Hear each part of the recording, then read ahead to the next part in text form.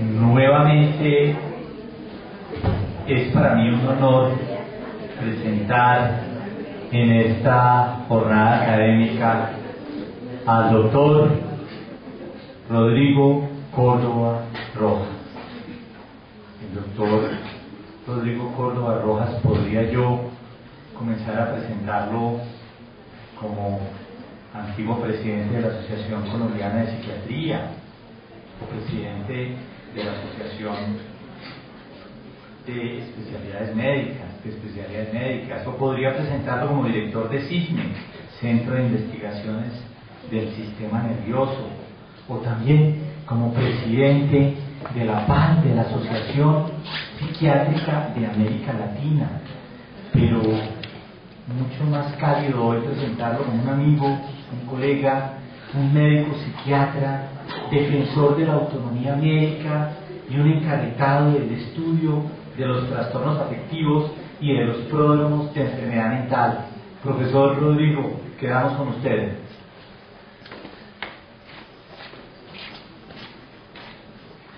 Bueno, Henry, muchas gracias, Iván, por considerar mi nombre en estas jornadas que me llenan de tanto gusto. Hace apenas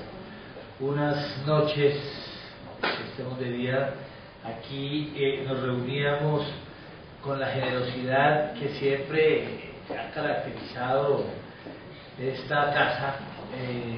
por otras razones, y siempre vengo con mucha emoción y me voy más emocionado porque he sido tratado de manera muy especial, muy considerada y quizás inmerecida. Entonces,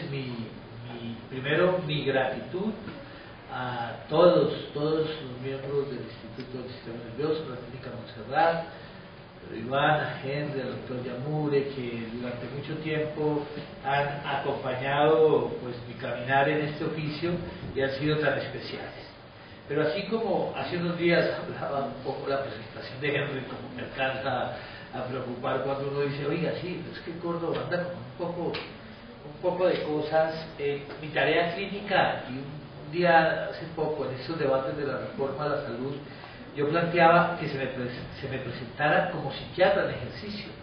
porque yo sigo haciendo consulta y viendo pacientes todos los días y de alguna manera se ha participado en tareas que han tenido que ver con este momento que me tiene particularmente entusiasmado, porque ha sido una lucha denodada y de todos los días, que era la reforma a la salud. Es decir, poderle decir a los ciudadanos, a los colombianos, que el derecho a la salud estamos mucho más cerca que hace un tiempo de que sea una realidad y que existirá un goce efectivo y pleno de él, me produce mucha alegría. Pero gracias a un equipo de trabajo que hemos ido consolidando, podemos presentar algunos datos y quizás, no sé,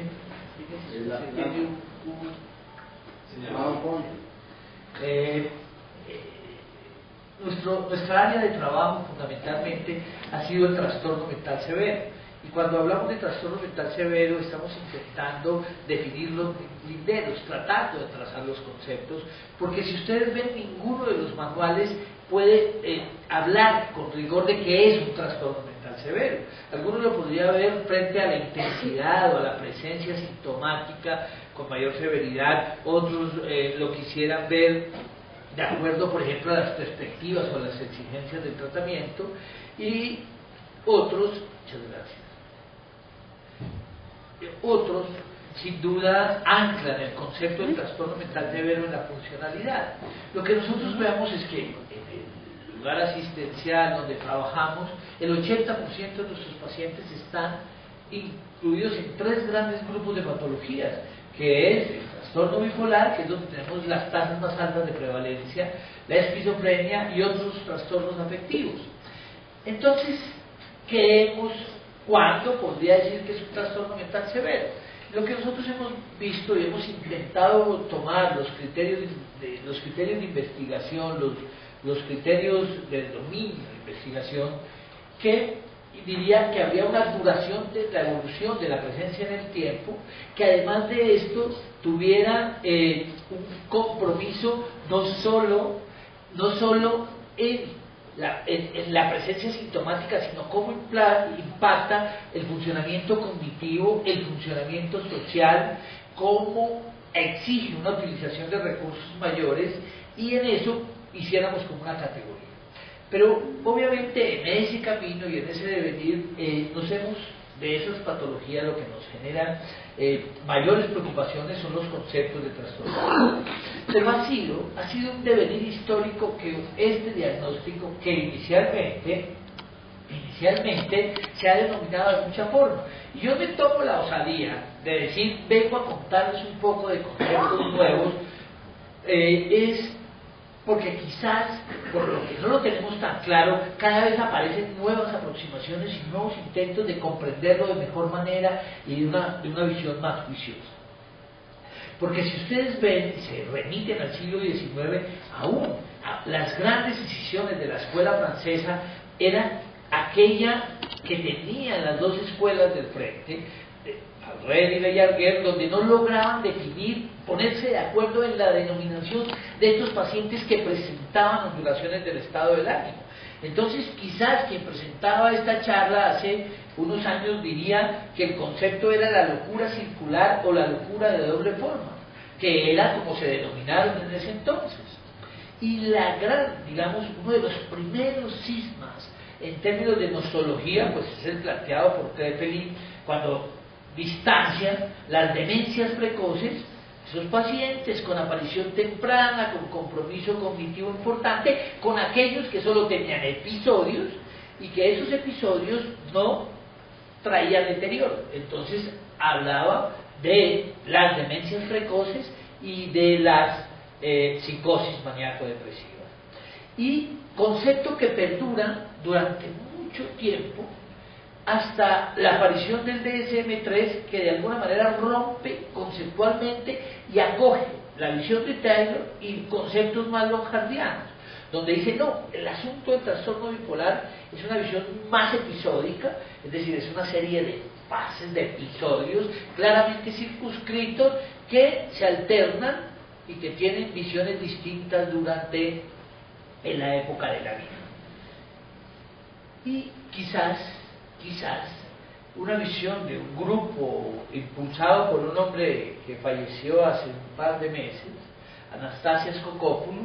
le da mucha fuerza a la inestabilidad del humor. Dice, no, el problema de la bipolaridad, más que lo episódico, lo fásico, tendría que estar más relacionados con aquellas personas que tienen constantes alteraciones del humor, es decir, como una inestabilidad permanente, como una zozobra que sería como la característica central. Y ahí estamos, hasta que empiezan a aparecer una serie de conceptos muy juiciosos a mi gusto, y quizás lo que ha tomado más fuerza es este hombre que lo acabamos de invitar al Congreso Latinoamericano de Psiquiatría en La Pal, que es el año entrante en Cartagena de Indias, del 22 al 26, y nos contestó que lamentablemente no puede venir. Tengo la sensación, porque nos contestó muy rápidamente, diciéndonos que ese fin de semana tenía un compromiso familiar. Entonces creo que de pronto atinamos mal, por lo menos a los autores, a los psiquiatras americanos, porque debe ser que es el fin de semana de Acción de Gracias y de pronto eso nos puede complicar algunas, porque contestó en cosa de 30 minutos. Pero Kupfer fue el jefe de filas del DSM-5. Es decir, Kupfer fue el hombre que la Asociación Psiquiátrica Americana lo puso a plantear todos, fue el capo de capos del DSM-5. Y, claro, supremamente controvertido. En este momento hay un debate académico muy interesante, pero quiero decir, no, David Kupfer ha sido el hombre que ha manejado por más de 25 años el Servicio de Psiquiatría de Pittsburgh, que a mi juicio es uno de los centros de mayor resonancia académica, investigativa. Y el año pasado en el Congreso Americano, en esta charla central, decía que esto es una ruptura paradigmática importante. Dice, el trastorno bipolar es un trastorno multisistémico, crónico y progresivo. Y voy a tomarme ahora algunos minutos para intentar hablar de eso. Yo creo que la primera situación con el trastorno bipolar, lo resume Mario May, que fue presidente de la Asociación Mundial de Psiquiatría y está en Nápoles, un hombre muy activo académicamente, también políticamente, dice, mire, es que el trastorno bipolar ha tenido una serie de cambios frente a como lo veíamos anteriormente y como lo vemos hoy. Las tasas de prevalencia, aún si ustedes miran los datos del Estudio Nacional de Salud Mental, toman los mismos datos de todos los estudios. 2% de tasas de prevalencia, 1,8 para el episodio maníaco, 0,2 para el bipolar 2, cosa que si uno diría no estarán las grandes tasas de subdiagnóstico hacia la esquina del bipolar 2. Y hoy en día creo que nadie se atreve a discutir que los planteamientos hechos por los grandes autores como Goodwin, como Julans, dicen las tasas de prevalencia no están por debajo del 3%, es decir, tenemos un cuadro más común de lo que pensábamos. Lo otro es cómo y hacia dónde habíamos orientado el diagnóstico de la enfermedad afectiva, y era la visión de los polos, es decir, el paciente que estaba colorido, exaltado, ruidoso, rompiendo límites, pasándose las fronteras del otro, decíamos que era un episodio maníaco y el diagnóstico iba de la acuerdo. Igualmente sucedía en los episodios depresivos. Entonces nosotros hacíamos diagnósticos de acuerdo al episodio y con eso creíamos que allí estaba circunscrito. Obviamente cuando nosotros vemos como de alguna manera, digo yo a mis pacientes, como bombillos sueltos, esas personas que alumbran y se apagan de manera permanente, que es más la inestabilidad del humor, que es más esa irritabilidad, uno de esos síntomas que yo creo que es como la fiebre a los fenómenos mentales, no los hemos tomado con mucho juicio y con mucho detalle, y muy seguramente aquí estaría la explicación de por qué se cambian las tasas de prevalencia. Creíamos que los resultados eran muy buenos, porque medíamos, era sobre la intensidad o del episodio maníaco o del episodio depresivo, y claro, medíamos o con Hamilton o con Montgomery y Albert qué tanto se mejoraba el estado del ánimo hacia arriba, o cómo yo con antipsicóticos disminuía los episodios maníacos. Pero lo que hemos visto es que definitivamente, si nosotros medimos la disfunción cognitiva, si nosotros medimos los procesos de funcionamiento social de los pacientes con bipolar, son notablemente severos y comprometidos. Y obviamente la consecuencia de eso es que el manejo farmacológico per se era un manejo supuestamente definido y directo. Es decir, si yo tengo un episodio maníaco, tengo que bajarlo, y usaba antipsicóticos, antagonistas del receptor dopaminérgico, y tenía resultados generalmente antes de los 21 días. Y si yo tenía un episodio depresivo, ponía antidepresivos. Hasta que aparece Cogopoulos, aparece Nasir Gaemi, aparece una serie de autores que empiezan a decir, ojo, no es que todos los que le ponen antidepresivos a Quisca, no solo eso, sino que genera inestabilidad del humor, aparecen más episodios y no hay unas mejorías completas. Entonces yo no me atrevería a decir que es tan fácil el manejo. Y llamativamente, teniendo tanta fuerza, tanto impacto y tanto desarrollo de ejercicio de la psicoterapia, pues en el trastorno bipolar los psicoterapeutas clásicos habían dejado de lado la psicoterapia. Habían pensado que no tenía un papel allí importante, pero que sin duda termina siendo rescatado por el grupo del Clínico de Barcelona, el grupo de Eduard Vieta y de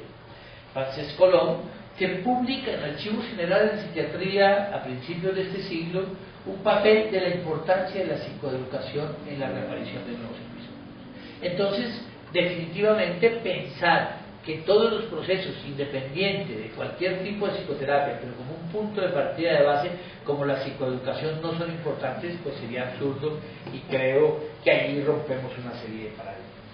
Pero entonces, adentrándonos en ese proceso, yo creo que así como esos paradigmas los hemos roto, hemos pasado de esa visión básica loccardiana a un cuadro clínico más de curso crónico y progresivo. Es decir, que no tenemos esta entidad clínica que tiene una serie de cuadros absolutamente distintos y divididos con periodos intercríticos de funcionamiento previo, sino creemos que es un cuadro crónico y de curso progresivo y que tiene quizás 3 determinantes de salud importantes, y de hecho lo vemos en los pacientes que nosotros vemos,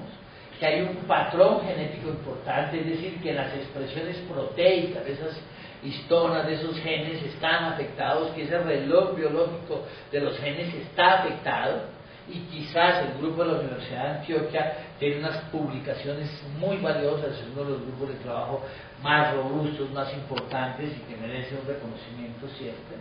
Las emociones que tienen una expresión anormal en algunos momentos, la susceptibilidad, la irritabilidad, que son cuadros que marcan los episodios en ambas direcciones,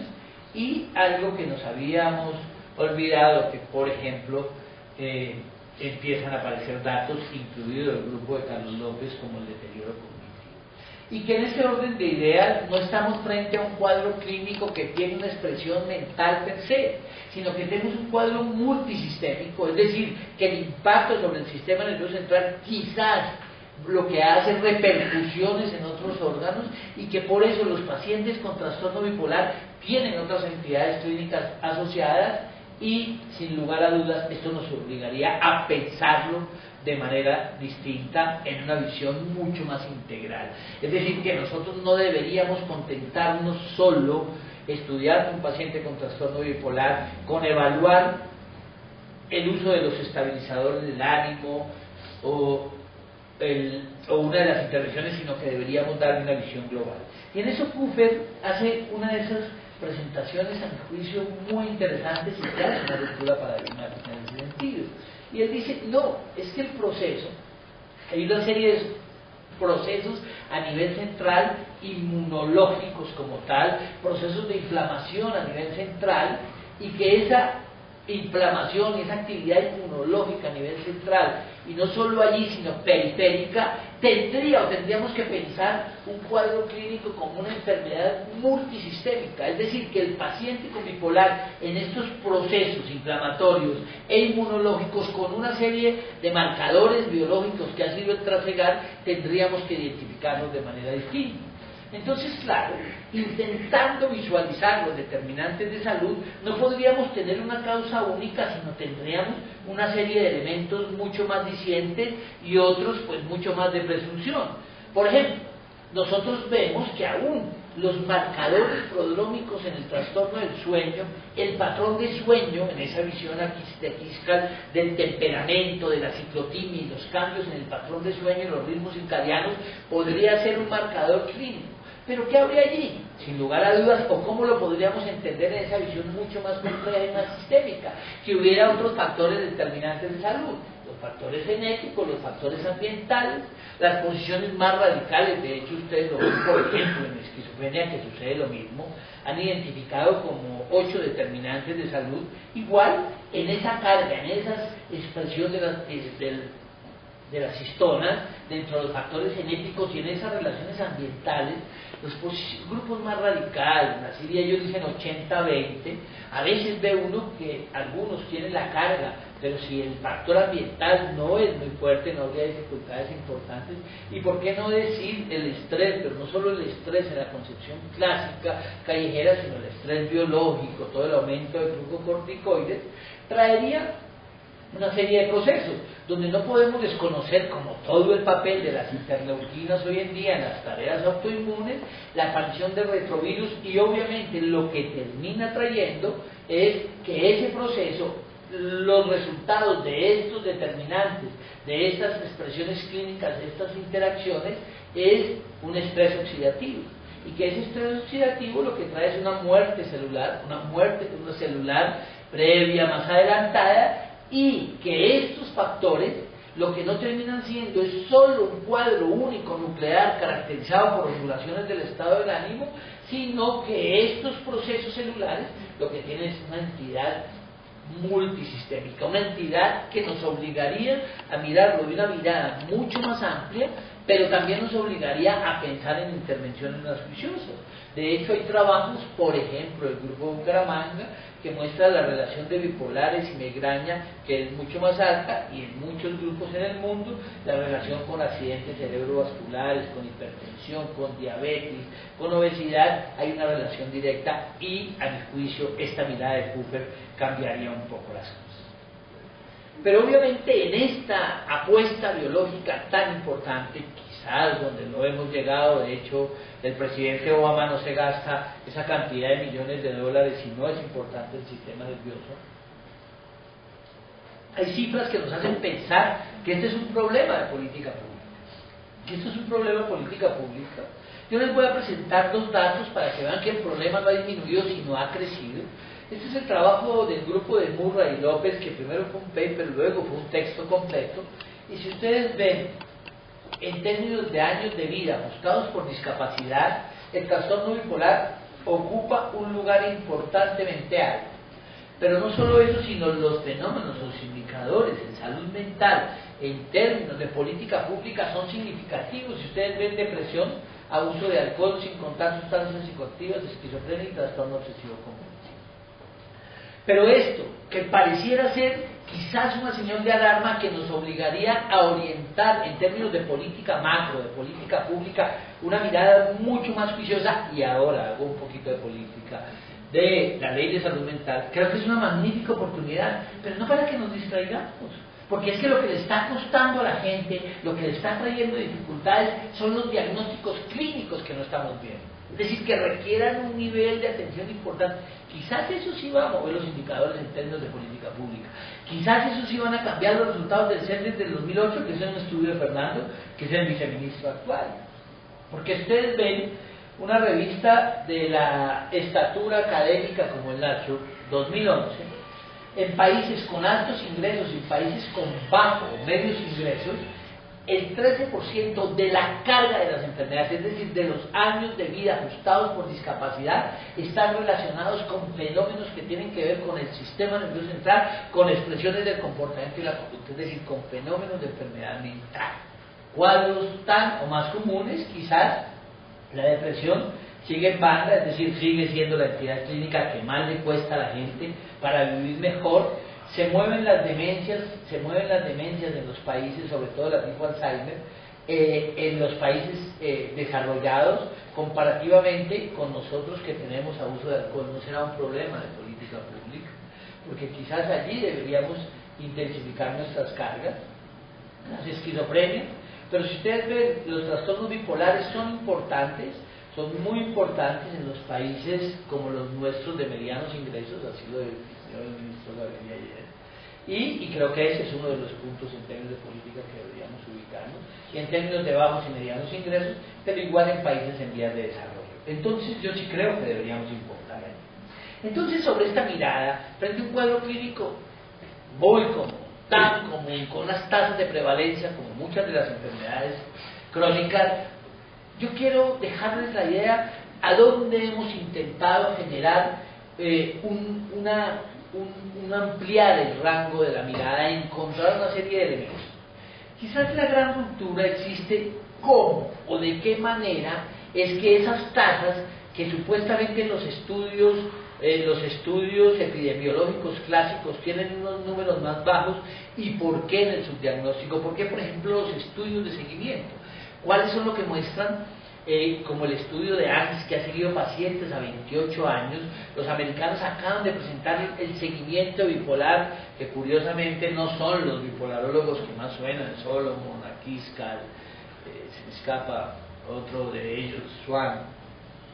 y dicen, el gran asunto, por ejemplo, estaría en la dificultad en identificar las depresiones bipolares, ya sea porque esas depresiones monopolares, quizás en la medida que la vemos en la evolución, muchos de ellos no son depresiones monopolares, sino son depresiones bipolares. Es decir, la depresión nos busca cuando está cuando está con síntomas más afectivos de tono depresivo, pero cuando está hipomaníaco, maníaco no nos busca. Y esto seguramente genera esa visión de la física, que es el concepto de espectro bipolar, del infrarrojo al ultravioleta, y en ese sentido cambiaría. Entonces, por ejemplo, Akizkar, que ha sido parte de las grandes controversias, intenta hacer una reconceptualización, forcejeó y ha perdido, yo creo que esa batalla, porque identifica los manuales dos tipos de bipolares, el 1 y el 2, el 1 el que tiene episodios maníacos, el 2 el que tiene episodios hipomaníacos, teniendo todos depresivos, pero entonces hace unas cosas como los pre-bipolares, que serían los esquizoafectivos, y una serie de clasificaciones que estarían relacionadas, por ejemplo, donde él le puso mayor énfasis, a pesar de que no ha encontrado correlatos biológicos, es decir, aquellos pacientes que tienen una depresión toman un antidepresivo y hacen un episodio de hipomaníaco maníaco, que él los denominó bipolares 3, pero bueno, ahí incluyó sustancias, las apariciones tardías, en general, que ha sido motivo para que alguien decía que el que tenga carro rojo, cinturón rojo, cachucha roja, el suéter rojo, pues casi quedaba en el espectro bipolar, sin ir a ver a Santa Fe Otto Jiménez, no se preocupe, esos estudios serían. Entonces, es la visión del espectro. Nasir Khaemi, a mi juicio, uno de los pensadores y quien será la charla inaugural del Congreso de Cartagena de la Paz del año entrante, intenta definir el concepto a partir de estableciendo criterios clínicos en ese sentido. Entonces, claro, dice, ¿cuál sería la suma? Entonces, lo primero es que tiene que haber estado deprimido en algún momento de su existencia, como punto de partida. Obviamente tiene que haber hecho episodios de manía o hipomanía no espontáneos, porque si fueran espontáneos no serían el espectro, sino si fueran un diagnóstico clínico. Si yo tengo una hipomanía espontánea, pues soy bipolar 2, no hay lugar a discusión. Pero pues obviamente el que toma antidepresivos ha consumido sustancias, pues en el intento de incluirlo en el espectro. Y entonces dice, tiene que estar algunos de estos dos, son los 2 más 1, o uno de estos más 2 de los otros. Entonces, patrón familiar de trastorno bipolar, manía o hipomanía inducida por antidepresivos, uno de los dos, y un poco lo que es la tipicidad de muchos de los cuadros afectivos. Las características de la personalidad, nosotros trabajamos con el temperamento, el concepto de temperamento y con TENS-A de Akizkar para la ciclotimia, que parece más que hipertímico, pero bueno, Nasir considera que el temperamento, la personalidad hipertímica, la recurrencia de los episodios con mucha frecuencia, los breves de poca duración, esos que se mejoran y vuelven y recaen, se mejoran y vuelven y recaen, y un poco de atipicidad importante, ¿no? Como los pacientes que duermen mucho, comen mucho, los que tienen síntomas psicóticos asociados, los fenómenos asociados al posparto, el inicio precoz, estos que le da uno un antidepresivo y al otro día lo están llamando a decirle que es el mejor psiquiatra del mundo, que le han mandado una cantidad de presentes, y los que hayan fallado antidepresivo. Entonces decimos que si esta persona no tuvo una manía espontánea, obviamente tuvo alguna o consumió sustancias, que tiene antecedentes familiares, que tiene ondulaciones del ánimo en la otra dirección, y 2 de estos criterios decimos que eran pacientes de trastorno bipolar. Ojo, que esa es una clasificación en un intento de hacer una aproximación nosológica sin tener un rigor de los manuales. Entonces, ¿qué es lo que dicen? Sobre todo ese grupo, el de Goodwin, el de Nasir, el de Kokopoulos, que esto aquí está en la mayoría de los pacientes que los estudios de tamizaje no ven, que hay una cantidad de espectro muy importante que está entre los trastornos depresivos y los bipolares 1, que son formas de esas depresiones que no son bien comprendidas, y esas depresiones inducidas por cualquiera de los datos serían razones de eso. El otro gran concepto que ha tomado o ha sido impulsado con mucha fuerza por un hombre muy significativo,